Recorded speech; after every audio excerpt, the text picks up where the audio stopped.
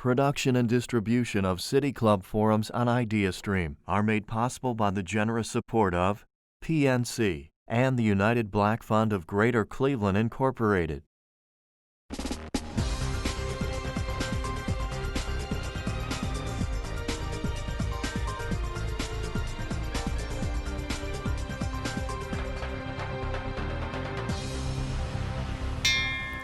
Hello and welcome to the City Club of Cleveland, where we are devoted to conversations of consequence that help democracy thrive. I'm Dan Moulthrop. I'm the chief executive here, also a proud member. Today is January 22nd. We're once again live from the studios of our public media partner, 90.3 WCPN ideastream. We are very grateful for their support as we make our way through the pandemic. Today we're talking about presidential transitions. It's a feat unlike really any other in the public sector or even really the private sector. Every 4 years or 8 years, leadership at the highest level of government in the United States has less than 3 months to entirely transition between administrations. We're talking about hundreds and hundreds of jobs and people. It's this transition of power, possible only because of the dedication and cooperation of politicians and civil servants alike, that is a hallmark of American democracy. Only this time it was really a little bit different than it usually is. The transition between the Trump-Pence and Biden-Harris administrations was marred, as you know, by claims of election fraud, misinformation and disinformation, conspiracy theories, all of which resulted in a violent attack on the Capitol on January 6th, the day that Congress met to certify Joe Biden's win in the Electoral College. Days later, President Trump was impeached by the House of Representatives for a historic second time for his role in inciting the attack. Despite all of this, as Joe Biden said when he was inaugurated, democracy did prevail. But the tumultuous transition and the events of the last 2 weeks do hang heavy over our country. Today we'll discuss the behind-the-scenes picture of presidential transitions and the impact recent events are having on the Biden-Harris administration. We're joined today by two public servants with deep experience in presidential transitions. Lisa Brown served as co-director of agency review for the 2008 Obama-Biden transition, working to review the more than 100 departments, agencies, and commissions comprising the executive branch. She continued to serve in the Obama administration, first as the assistant to the president and staff secretary in the White House, and then as acting chief performance officer at the Office of Management and Budget. Previously, she helped oversee an orderly transition out of the White House after Vice President Gore conceded the 2000 election to George W. Bush. Currently, she is vice president and general counsel at Georgetown University. Also with us, Chris Liu. He served as executive director of the Obama-Biden transition in 2008. He, too, continued to work for the Obama administration, first as White House cabinet secretary and assistant to the president, and later as deputy secretary of labor. He is only the second Asian American in history to become a deputy secretary of any cabinet department. Currently, he's assisting with the Biden-Harris transition and is also the Teresa A. Sullivan Practitioner Senior Fellow in the Miller Center at the University of Virginia. If you have questions for either of our speakers, please text them to 330-541-5794. That's 330-541-5794. If you're on Twitter, tweet your question at the City Club and we will work it into the program. Lisa Brown and Chris Liu, welcome to the City Club of Cleveland.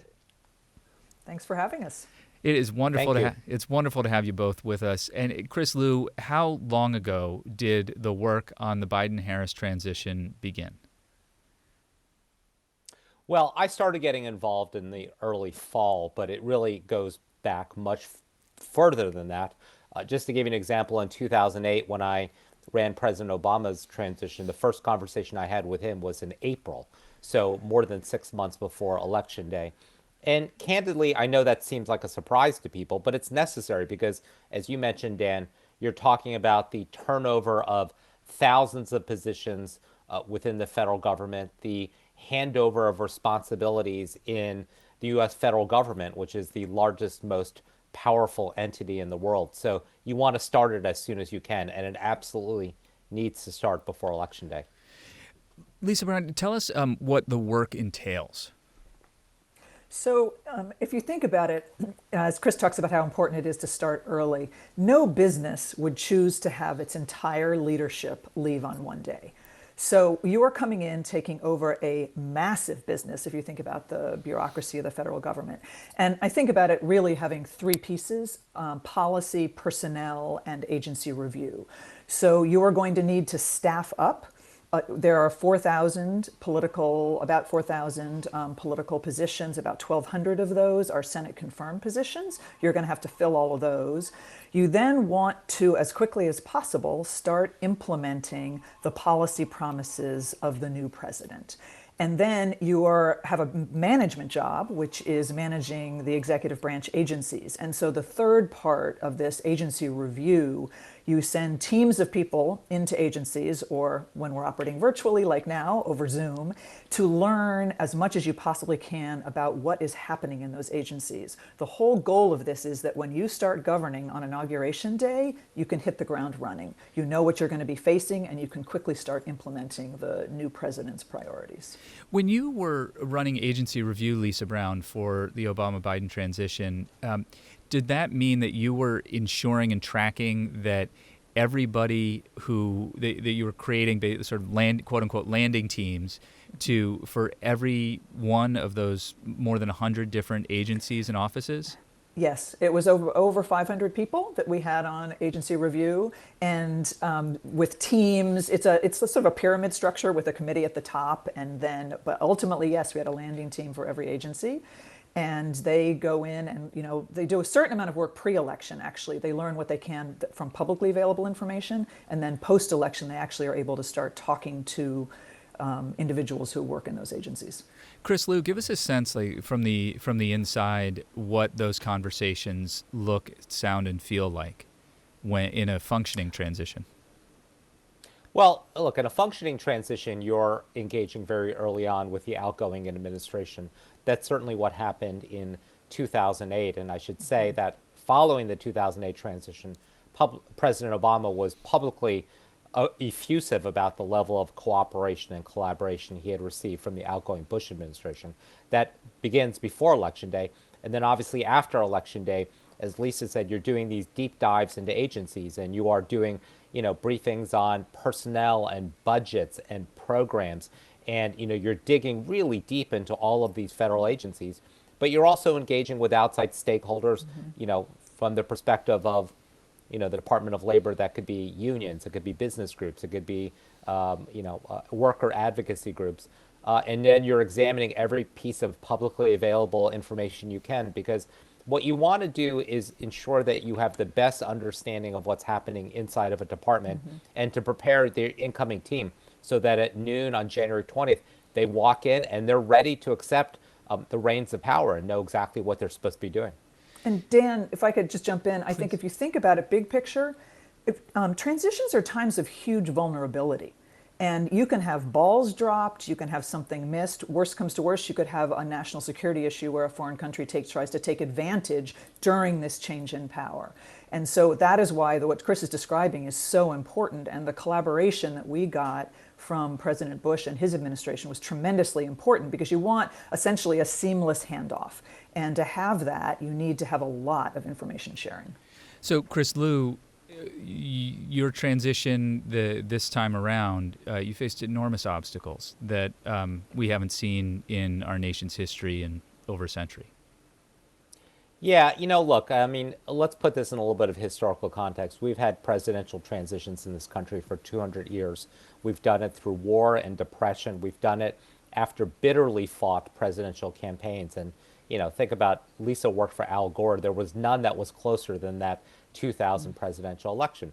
But in every previous transition, when an election is called, the outgoing administration cooperates. And that simply wasn't the case here. You had a 3-week delay after Election Day when the General Services Administration refused to ascertain who the winner was.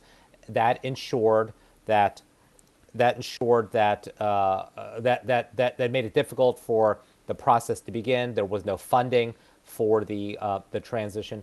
Even after that happened, there continued to be I wouldn't say across the board problems. I mean, the role I saw at the Department of Labor, we had absolute cooperation. But again, from press accounts, there were some issues at the Defense Department. And as Lisa said, transitions are a vulnerable time from a national security perspective, especially at the Defense Department, Homeland Security, places like that. You want to make sure that there's full sharing of information. Well, on top of what you've just described, there's the pandemic.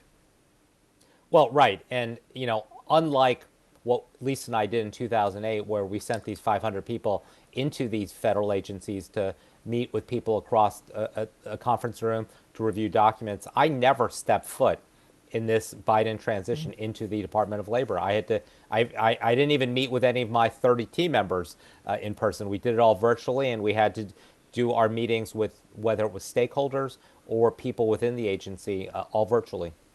We're talking with Chris Liu and Lisa Brown. Chris, both of them have had vast experience in both in various transitions. Chris is working on the current transition with the Biden-Harris team, and both worked on the 2008 transition to the Obama-Biden White House. If you have questions for either of them, please text them to 330-541-5794.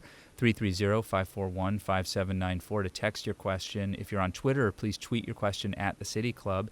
You're with the City Club Friday Forum. I'm Dan Moulthrop, and it's great to have you with us.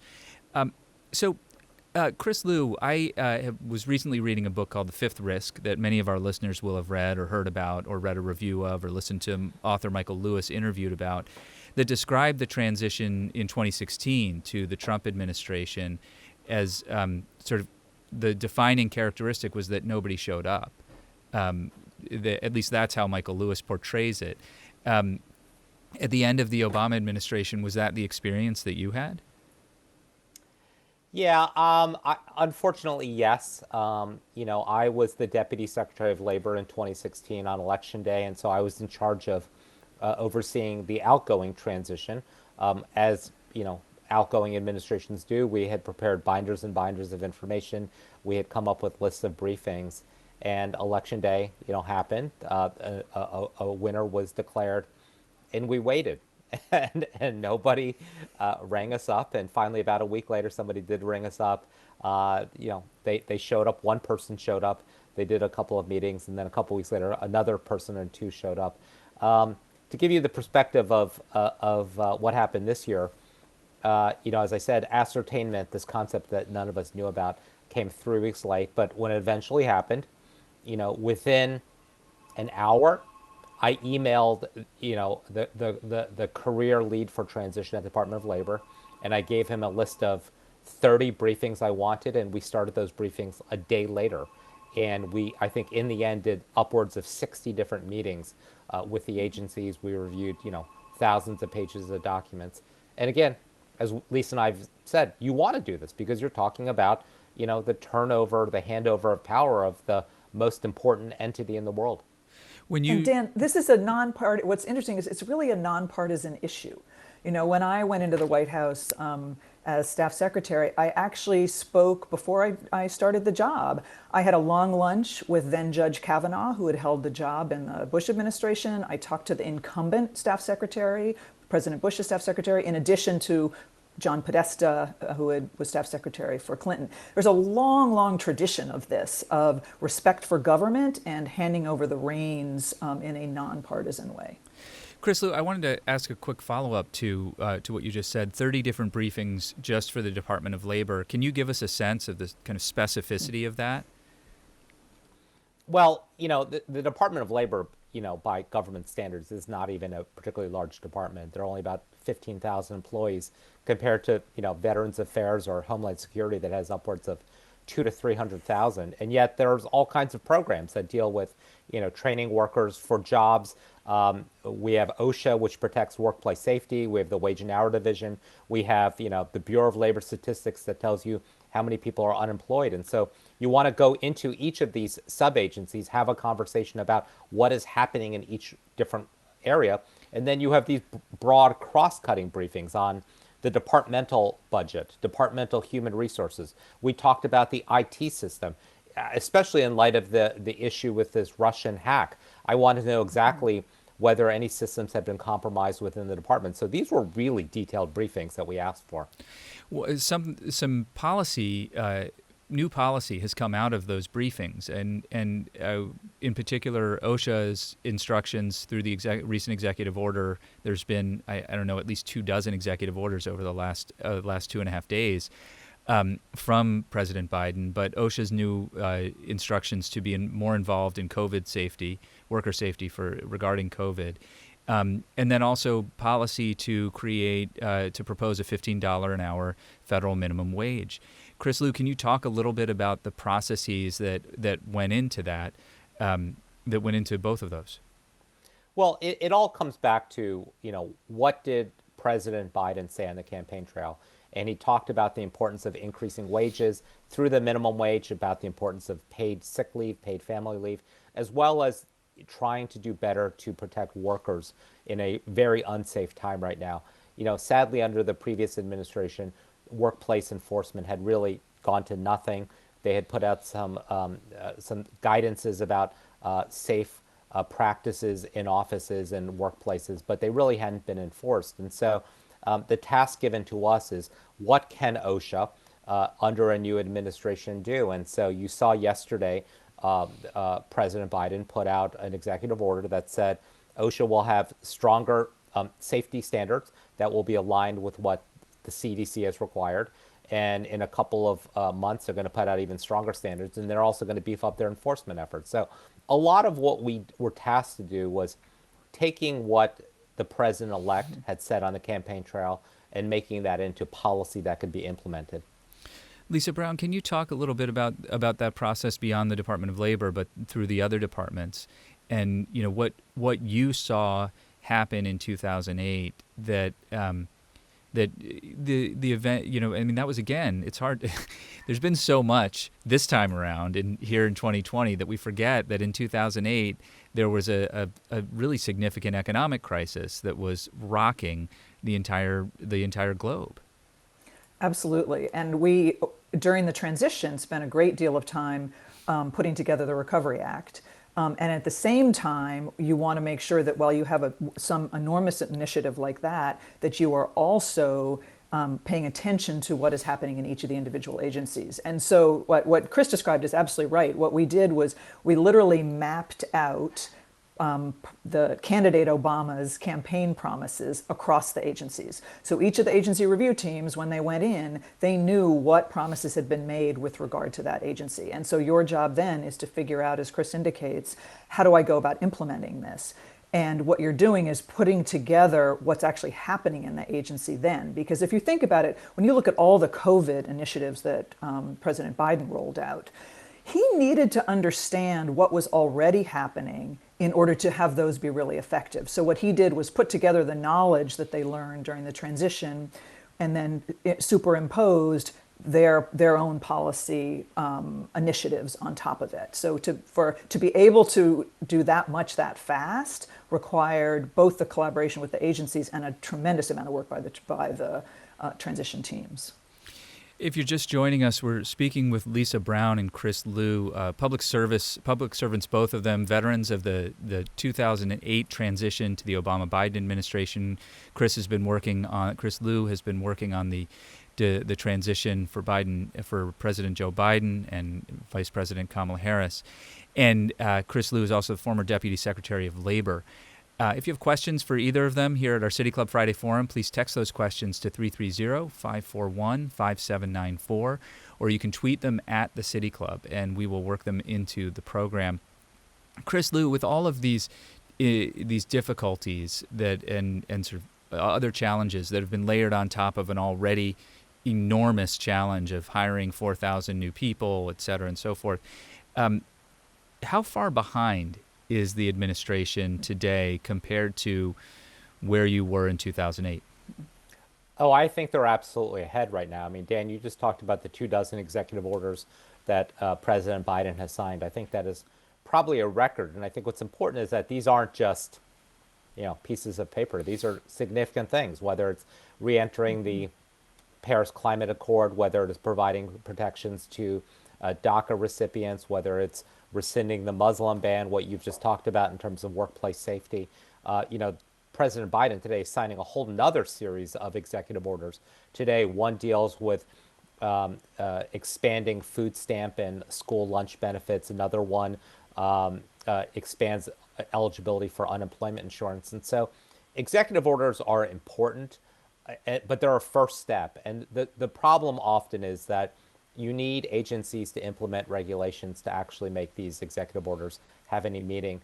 And ultimately, on a lot of these issues that we're talking about, you can really only solve them with legislation, which is why the Biden administration is pushing forward on a big stimulus package right now. So, notwithstanding the obstacles they faced over the last couple of months, I think they're well ahead of where any previous administration has been. But with hiring, I would assume that and I know that at this point in 2009, there were far more cabinet officials confirmed, for instance.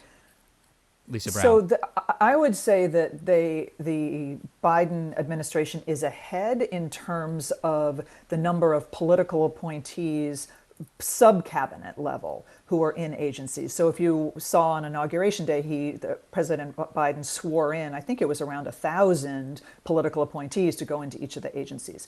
Typically, personnel is a huge bottleneck getting people into the agencies, and they've been really organized and did a lot of vetting during the transition to be able to move that quickly. You're correct that although he's identified who he wants to nominate for his cabinet positions, only 2 of them have now been confirmed. So the head of DNI, Avril Haines, and the new defense secretary have both been confirmed. Unfortunately, the one thing he doesn't have control over is Congress. And so he has to work with the Senate. And often that is where things get slowed down, sometimes there can be a lot of politics involved. But it's also it's still 1,200 people that you have to get through the various congressional committees, and that takes time. Chris Liu, with the impeachment pending and the impeachment trial rather pending, how far will that set back the cause of getting the advice and consent from the Senate for these nominees? It could be a problem. I spent 4 years working in the Senate. The most valuable thing you have in the U.S. Senate is floor time. And because the U.S. Senate works by unanimous consent, any senator can object to anything. It is unclear at this point when an impeachment trial will be held or how long it will be, but it will take up some time. And any time that's taken up means personnel aren't getting confirmed. It means that legislation isn't getting passed. Is that, in some respects, there's nothing you can really do about it other than the kind of behind the scenes arm twisting and sort of and hoping that better angels prevail, I guess. But how do you continue the really important strategic work in that context? Exactly right. I mean, I think a lot of the nominations that are going to go through will be relatively non-controversial. I think you saw General Austin get confirmed today with like a 93-2 vote, which is pretty remarkable. The Director of National Intelligence got confirmed like 84-10 yesterday. So that's basically what you'll see.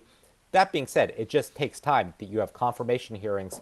There's all kinds of financial and ethics paperwork that need to be filled out. Senators will want to ask follow-up questions in writing that all needs to get done. So the process, even when it's functioning smoothly, isn't fast. And then layer on top of that a 50-50 Senate dealing with an impeachment trial, a heightened level of partisanship, even from what we saw in 2009. And it's going to take a while. As I said earlier, but if you're just joining us, you're with the City Club Friday Forum. We're speaking with Chris Liu, who is a former Deputy Secretary of Labor in the Obama-Biden administration, is working on the transition to the Biden-Harris administration, which is no longer to the Biden-Harris administration, but really now it is the Biden-Harris administration. Lisa Brown, also a public service veteran of many transitions, is with us as well. She currently serves as General Counsel and Vice President at Georgetown University. Your questions are coming up momentarily. If you have a question, text it to 330-541-5794. That number again is 330-541-5794. If you're on Twitter, you're invited to tweet those questions at the City Club, and we will work them into the program. I'd like to ask you both about how people join an administration. You've got to hire 4,000 of ideally the best, brightest, and the best and brightest in America that really represent America as well. Lisa, how did you manage that job in 2008? I know you were head of agency review, but you had a colleague who was head of personnel development, I'm sure, and you can shed some light on that. There's a person in charge and there's a team. Yeah, it is an no doubt. enormous amount of work. And you get, during the transition, the different agency review teams will play a role in part in identifying the type of person that you need for various jobs. Some number of people on the agency review teams do end up going into the administration. So I think it was about 50% of them in the Obama transition ended up going into the agency that they had been reviewing. It's sort of like it's a puzzle that you're putting together, because you also, when the president-elect or president identifies their cabinet secretary, the cabinet secretary is going to have views about who they want to bring in with them as well. You care about diversity, so you have to keep looking at those different pieces and thinking about the best people for the roles. There's a lot of due diligence done here too, looking out at who in particular areas, who are the leaders in those areas that are out in the private sector that you might want to bring in. So there's no one route. And then Dan, as you noted earlier, if you get on during the transition, if you got on the Biden-Harris website, you could apply for a job. And so there's also a huge database that they can draw on as they're looking to hire. So it's a multifaceted process. Yeah, there's a button right there on the front of the website that just says apply for a job, which is really, for the right people can really spark some inspiration. And, it was certainly not that easy prior to the internet to apply for a job in the administration. Chris Liu, how close are you to the hiring that's happening right now? I'm not directly involved, but I've certainly been had a say in some of the decisions. But as Lisa said, it's a puzzle, and Lisa and I worked in an administration that was the most diverse in history. The Biden administration is already light years ahead in terms of their commitment to diversity. But it's also important to understand it's not just racial, gender diversity that you're looking at. You really want people who bring a variety of experiences to the job, not just people who have served in government but people who have private sector experience, state and local experience, nonprofit experience. And so it's just time consuming to build these teams.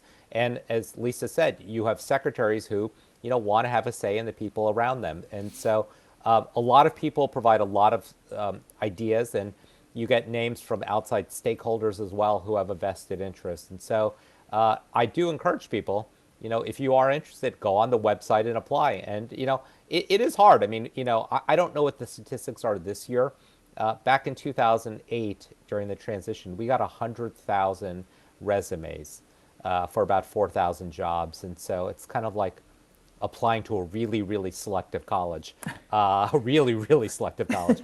And I suspect when all is said and done this year, those numbers will well exceed 100,000. It's funny that you say a really, really selective college, because the pay is probably less than the tuition at that really, really selective college.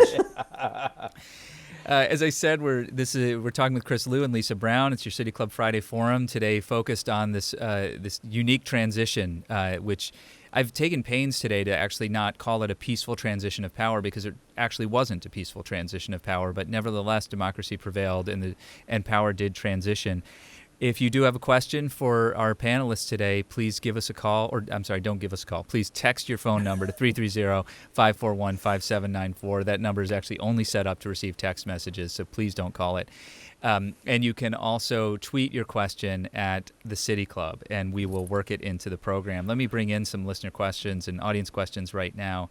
When the outgoing administration holds very different priorities from the previous administration, how does the transition team vet the information to assure it is accurate, factual, and factor in the different points of view? Chris Liu.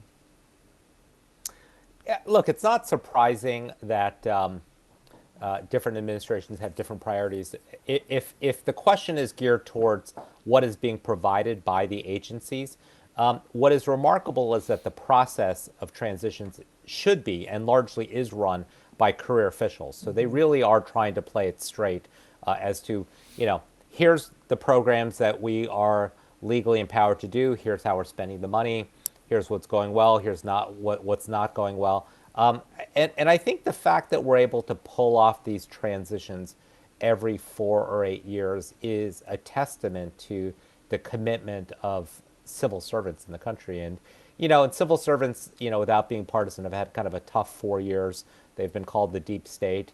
But these are people who, as you say, don't earn a lot of money, but are committed to, whether it's our national security, whether it's providing, ensuring health or education or whatever it is. And they want to ensure that government runs effectively. And so it's in their interest to be forthcoming with the incoming leadership about what works and what doesn't work.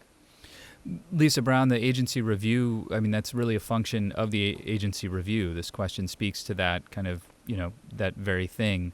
The Obama administration came in with a very different point of view, especially around fiscal matters, than the George W. Bush administration. How did you handle that? So Chris is absolutely right. And it's now actually been codified by statute that there is a career employee who is the lead for the transition in each agency.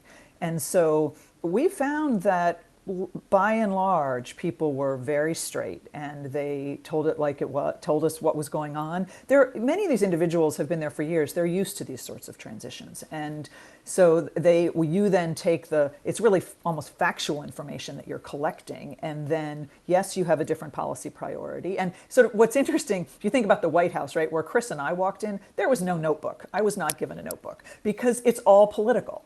And so unlike in the agencies where you get reams, because everything there is really about those policy priorities. And so, but in the agencies, it's exactly what Chris describes. And you're taking that essentially factual information and you're superimposing your policy priorities. When you are doing, well, I'll save my question for later. Let's go back to another audience question. And this is back to to hiring. Do you look closely at unsolicited resumes, or do the jobs go to people that are known by the candidate in the campaign, or in which there's some kind of connection? So, Chris, go ahead. I will say, look, obviously people who have worked on the campaign, people who have held similar jobs, who have been part of the transition or been part of the broader kind of, policy, political ecosystem. Again, a lot of people come from, Capitol Hill. Those people obviously are known quantities. It's easier to hire than people. But it's not to say that, somebody who has a kind of a unique skill set. And trust me, among these 4,000 political appointees are really jobs that require really, really specialized information. And, sometimes it is like finding a needle in a haystack. You're like, gosh, we need somebody who knows nuclear proliferation issues. And there's not a huge number of people in the country that know these issues well. I do remember, at the Department of Labor, we did have to, one of the jobs we had to hire for was a CFO, Chief Financial Officer. And that's not a job that is necessarily a partisan job. But you wanted somebody who had done that for a large organization. It could be for a city or state agency. You could be somebody who did it in the private sector. So we were open to anyone who came in who had the right skill set and who was committed to the larger agenda that we were pursuing. How often are you going beyond the pool that appears before you to recruit people outside who you think would be really, really good for this role if you could just convince them to take the pay cut? Oh, there's plenty of times where you're going out and seeking people as well, because as I said, some of these jobs are so specialized, and you realize when you look around the country, there's only a couple dozen people that could do that. So you're out there looking for these people. And how do you, with 100,000 resumes, that's like as difficult as the college application process, where they're sorting through 100,000 college applications with essays to find a class of 1,000 kids, 1,000 young people. How do you logistically handle, the White House's Monster.com or Indeed.com? Technology is very helpful here. I truly cannot imagine doing it before computers, because you can now search. And I think if you looked at the questions that were asked on the Biden-Harris website, they ask you to identify, right, which agencies you're interested in, particular expertise you've had, management expertise. So they can do searches. And I think that is part of what they're going to do if they're looking for particular expertise and whatever. That is, I think, facilitated it. And then there's a team in the White House presidential personnel, and you've got individuals who are focused on particular agencies, and they become experts in the people that are knowledgeable on the subject matter of that agency. Is another really interesting philosophical question. Is there a better way to do this? is this the best we can come up with? Or, I mean, what improvements would you both make to this process? Lisa Brown, you first. So I guess two, I actually chaired a commission on streamlining the paperwork for presidential appointees, because it's a massive amount. There's an FBI background check, there's a White House questionnaire, the Senate committees each have their own questionnaires. It's like a gotcha game, because the same question can be asked in a slightly different way, and you answer it a little differently, and they think you're trying to hide something. So I think there's a lot, if there could be greater collaboration between the White House and the Senate on the paper side, I think that would help to just simplify it. I think there also are certain positions that are still Senate confirmed that, as Chris indicates, the CFOs, the COOs often are Senate confirmed. I don't think they need to be. They're not necessarily they aren't partisan positions. And so I think one effort, and there's been progress made on this, in fact, is to reduce the number of Senate confirmed positions. I understand it used to be something like 1,600 Senate confirmed positions, reduced by 400 to 1,200, which is a step in that direction, I suppose. Chris Lu, should that go further? I think it should, but obviously the U.S. Senate has its own reasons for wanting to have a say in these people. And, a lot of senators want to have a nominee before them and have that nominee, have a chance to ask the nominee about whatever pet program matters to the senator, or if nothing else, just to get a commitment from the nominee that, if I were to, after you get confirmed, if I'm to call you up and ask you a question or ask you to appear before me, will you agree to do that? And every smart nominee says, yes, absolutely, I will do that. I do think, in terms of a better way to do this, I am concerned about the diversity of the pipeline of people that apply for these jobs. If you consider, people that come off of presidential campaigns, and again, not necessarily a high-paying job, so that's a luxury that some people simply can't afford. People that work on presidential transitions, again, it's a solely volunteer, by and large, solely a volunteer function. I did this for free for the last 3 or 4 months. Or people that come from Capitol Hill, which is, again, has some diversity issues as well. And so if those are the natural feeders for jobs like this, you do wonder how diverse a pool you are getting. And so I think that's something that should be examined as well. There are other programs. I know that there are programs that exist purely to train people for public service. But again, I would imagine it's a kind of another function of who can afford to take the time to do those programs. Yeah, there is more broadly, there's a public service loan forgiveness program that applies whether you're a political appointee or a career civil servant. That really ought to be expanded, because you want these opportunities available to everybody. And obviously, just given the issue right now with student loan debts, a lot of people just can't afford to take on these opportunities. And so, yeah, we ought to consider all different ways to make it easier to serve. Lisa Brown, our two political parties have significantly different philosophies about national politics and national policies. What impact will the change of administrations and political parties have on national stability when it looks now like a whiplash effect? So I think, as you heard from President Biden, he is going to do everything that he can to try to govern for everybody, to bring the country together. I agree with you. This country is deeply divided right now. And part of that is that we live in two different realities, unfortunately, two different media worlds. And we have to figure out some way of bridging that and finding a common set of facts, a sense of truth that everybody agrees on. And I think part of this really was aggravated by our former president, because he was quite comfortable lying and people believed what he was saying. So I think the divisions were there, but they were augmented. So I'm hopeful. I think it's going to be a challenge, but I'm hopeful that the government really does exist to try to work for people. And hopefully, with some of these programs that President Biden and Vice President Harris are quickly initiating, that people will see that some of these are going to benefit them, and we can start to move forward together. Chris Lu, stability is raised in that question, and the Trump administration was sort of characterized by a whole lot of personnel churn. And I wonder if commitment to being in the job for 4 years, 3 years, has been an important part of the hiring practice that you've been engaged in. Yeah, look, by the time the end of the Trump administration, President Trump was on his sixth Homeland Security Secretary, six in 4 years, which is pretty incredible for one of the most important departments in the federal government. When Lisa and I both served in the White House, the Obama White House, for the first 4 years, we virtually had no churn in the president's cabinet, and that's a good thing, because first of all, these are really, really hard jobs, and it doesn't matter if you've been a senator or a governor. They're not necessarily intuitive to you. So it takes a certain amount. There's a steep learning curve. It takes you a while to figure out how these jobs function and how you can be successful. So you want people to do that if you want to move forward on your policy agenda. But it's also important for, again, national security and homeland security.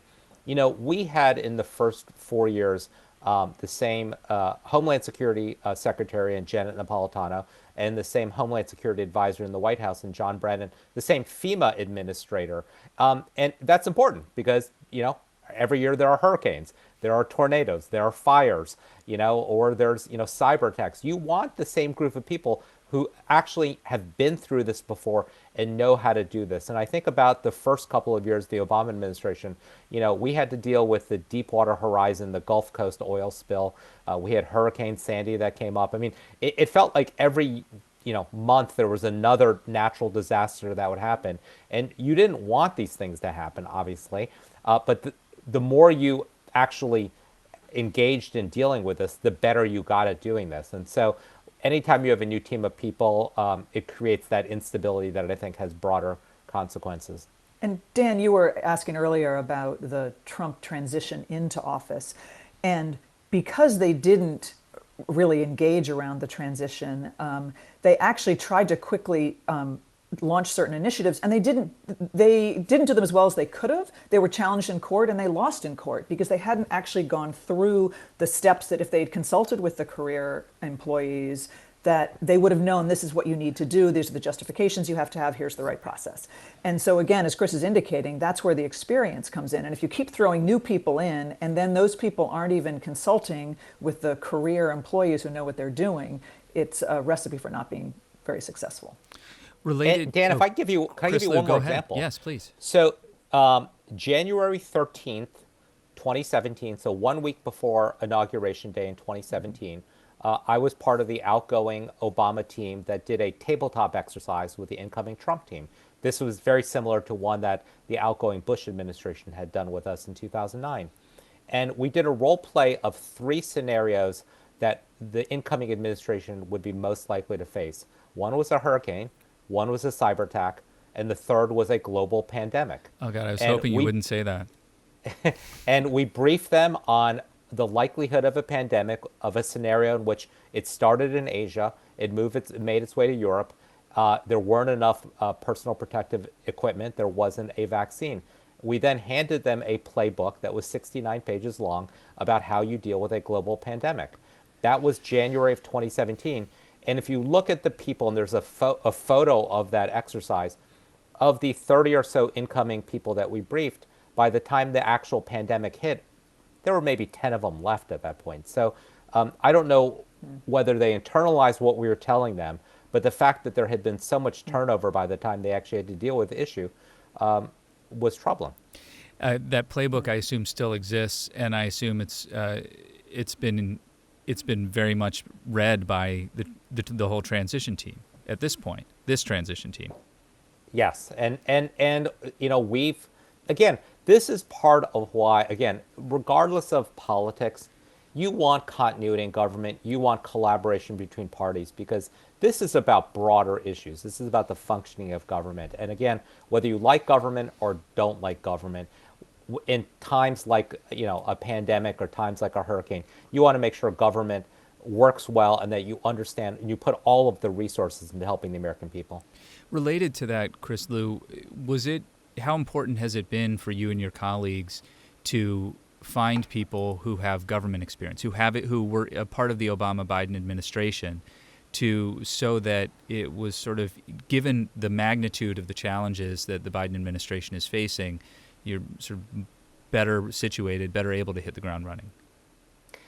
Again, Dan, I think you want a mix. I think you want people who understand, but you don't want people who have been just boxed into like here's how we do X, Y, and Z. I want people who have never been in government, who are willing to think outside the box and ask the questions that sometimes those of us who have just spent our lives in government don't ask anymore. And we aren't necessarily willing to challenge the conventional wisdom or really kind of think creatively. So I think you want a mix. When the political pendulum is different between administration and federal rules are stayed, filings made in court suddenly changed, and orders rescinded, how can local governments and organizations trust federal decisions made in these final weeks, knowing that they may likely change? Lisa Brown? So it's not just local governments. I was on a call with my team this morning saying the Department of Education put out a whole bunch of guidance Friday before inauguration.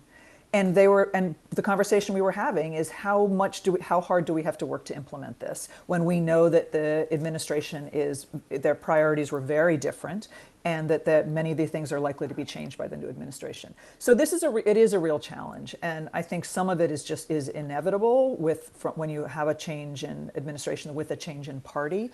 But I think it's unfortunate that this administration did try to do an awful lot at the very end.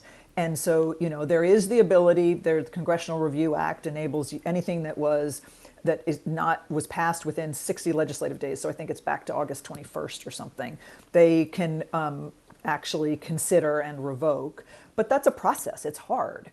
And it's ideally you would not have this race particularly at the very end. And I think some administrations, I know when we were transitioning in, President Bush actually, particularly I think it was in the national security and economic realms, worked with the transition, worked with the incoming administration so that there wasn't going to be an awful lot of that, and said, we're not going to make that decision, we're going to leave that decision for you. So it's a very real challenge that you're identifying. Chris Liu, in 2016, there was a lot of news coverage of high-profile firings of ambassadors and U.S. attorneys and so forth. Yet, typically, a lot of the political appointees are, asked to submit their resignations at that time or at some point early in the new administration. Can you walk us through how that happens and what kind of considerations are made? Yeah, Dan, I went back and actually found my resignation letter from 2016. So we were asked in the Obama administration a week before Election Day, November 2016. We were asked a week in advance. We got a memo from the White House Chief of Staff asking us to submit our resignation letters. And that was before Election Day, because even if Hillary Clinton had won, we wanted to give her maximum flexibility to staff her administration as she saw fit. So, we all submitted our resignations December 14th. They were all accepted. I think there were a couple of instances where the Trump people asked some folks to stay on. But the idea that U.S. attorneys are not fired, but are dismissed or leave, or ambassadors, should not surprise anybody, because we're all political appointees. We serve at the pleasure of the president. And likewise with this current administration, I think all of the resignations of the Trump administration officials have been accepted with a couple of exceptions, but by and large they've all been accepted. And that just is the way it always happens every 4 or 8 years. It goes back then, Dan, to the concept of the fact that we're able to kind of keep this system of government going and keep all these programs running during this time of change is really a testament to the career civil servants that keep the trains running on time while you're switching over all these political appointees. The deep state, you mean? And that is sadly the way they've been termed over the last 4 years. But, as somebody who spent my career in federal services, the son of a career civil servant, I mean, that just offends me, because these are hardworking people who, frankly, could be earning far more in the private sector, but are devoting their lives to helping the common good. And Dan, as you asked earlier about getting jobs, people should think about career jobs. When I first went into the government, into the Department of Justice, I went in a career position, not a political position. There are a lot of excellent government jobs at all the different agencies that are not political appointments. And if somebody's interested in that, Lisa Brown, how do they do it? Look, I would start by looking at their website, and there's going to be a way to apply. And there, as Chris indicated earlier, there really has been a hollowing out of these agencies. A lot of capable people left over the last 4 years. So they're going to need, not only do they have to fill the political spots, they need to be hiring career people as well. Chris Liu, another question related to the hollowing out that Lisa Brown refers to. Did that complicate the transition because there weren't the people around who could brief you and your colleagues on what was going on? There wasn't a problem in getting briefed, but I do think it's going to cause a problem in the implementation of these programs. And so if you look at the agencies where there's, the hollowing out has been more publicized, it's places like the State Department with Foreign Service officers resigning, or it's in EPA or Interior, where a lot of the climate change work has happened and a lot of scientists have been pushed out. And so it's critical, if you're going to put forward big proposals in these areas, you're going to need smart people to replenish, to implement that. But I do think it speaks to what Lisa just said, which is this is also the flip side. Probably the only good side of hollowing out of federal government is this is now a time for a new generation of people to come into government. And so there are a lot of opportunities for people that want to serve. Will there be any steps taken to shore up the transition process in case we encounter another election where the outcome is disputed, as it has been? And another way to ask that is kind of what have we learned from this experience, and will any of that learning be applied to the future, Chris Liu?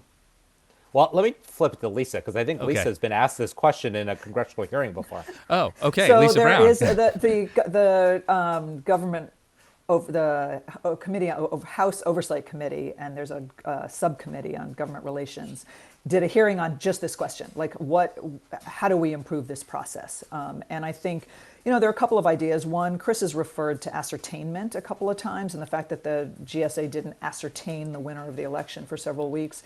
You could try to define that more clearly. Ascertainment is about when you start sharing information from the government. It's not about who actually wins the election. The other thing is, I think you could decide that there's information that's going to be shared even if it is still a contested election. So when there was a contested election with Gore, national security information in particular, which, as I understand it, was shared with both of the candidates, because whoever won, you wanted to have them be as ready as possible on some critical areas. So I think there are ways to improve the information sharing that is done during any period of a contested election. Chris Liu, anything to add to that? No, I will simply say this is over the last couple of months during the transition, I do a lot of TV commentary, but I've done a lot of foreign TV commentary. And people in other countries kind of scratch their heads as to our transition process, because if you're in Canada, if you're in the UK, you don't have the entire top level of their government's of leaving their jobs. And it does, again, I don't know what the magic number of political appointees should be, or Senate confirmed people, but you do wonder, as Lisa started by saying, you would never run any company this way. Like, is this really the most rational way to run the federal government? Maybe just in general, fewer people should be turning over. How did we get to this point where so many people turn over? I mean, because I'm fairly certain that George Washington did not have to politically name like 1,200 or 1,800 appointees. The government the government has grown and grown, and so one of the things that I did for President Obama was work on government reorganization, which is a Sisyphean task, because it's much easier to add than it is to subtract. And I think that's part of why you've also seen the growth in the White House, because now the White House ends up having to manage any of these initiatives that are cross-agency. You need somebody to be managing those, and that's why you have more and more czars in the White House, because whether it's energy or the environment. You need somebody who can coordinate all that agency work. It's really kind of intense, though, when you think about it, because really this is the first time. I mean, I think a lot about democracy. I think a lot about how to make democracy work better, and have a lot of conversations on these sorts of things. But this gets down to very nuts and bolts. This isn't about kind of how we do voting or the Electoral College or these sort of big, these big architectural things. This is about kind of what. How you actually, who should get hired and how. And it's also, a piece of it's embedded in our separation of powers. because part of the reason that it's so hard to, government reorganization is so hard, is that there's a congressional committee that has oversight responsibilities for each of the agencies, sub-agencies, and they don't want to cede authority. So it's not, even if the president decides, I'm willing to shrink government, it takes agreement with Congress to do the same. Dan, I would also add, I think the issues that have come up with the transition process, I think, highlight broader issues that we've seen over the last 4 years, which is so much of the way that our government works or what we expect of our leaders isn't actually written down. It's just norms. It's traditions. Right. And there's always been a norm and tradition in this country of outgoing administrations cooperating with the incoming one until it doesn't happen. And so, again, whether we're talking about ethics or the rule of law or conflicts of interest or everything else that's happened over the last 4 years, I think there is going to be a move over the next couple of years to try to codify some of these things. Well, Chris Liu and Lisa Brown, thank you so much. You've helped illuminate an often opaque and deeply important process. So thank you both for your time today, and thank you for your service. Thank you. Thank you. And thank you for joining us for our Friday forum. Our forum today is the Tecovas Foundation Endowed Forum. The Tecovas Foundation funds social innovation and entrepreneurship, as well as emerging issues in the philanthropic sector. Thanks to our members, sponsors, and donors, and others who support our mission to create conversations of consequence that help democracy thrive. You can find out more at cityclub.org. And special thanks to City Club member Steve Hinkle for his help on today's program. I'm Dan Moulthrop. Thank you so much for being a part of this. If you get a chance to get the vaccine, please make sure you do that. Stay strong and stay healthy. Our forum is now adjourned. For information on upcoming speakers or for podcasts of the City Club, go to cityclub.org.